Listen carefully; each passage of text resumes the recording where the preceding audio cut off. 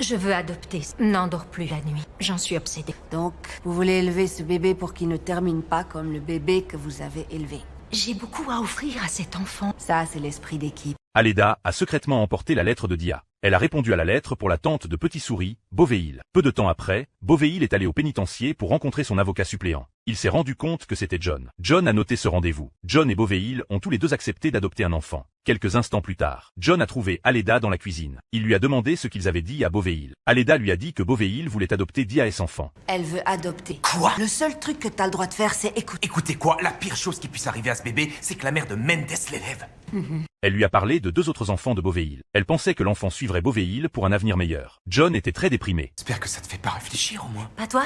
J'ai pas donné mon accord. C'est juste que ça tient la route. Tu veux vraiment que cet enfant vive dans un trou à rats avec 5 personnes? Est-ce que tu as déjà passé une nuit dans une chambre à toi? Ce bébé pourrait avoir une vraie vie, avec du pognon, des serviettes propres et tout le bordel. Écoute, Daya et moi, on est bien ensemble. On n'a pas besoin de serviettes pour ça, pas vrai?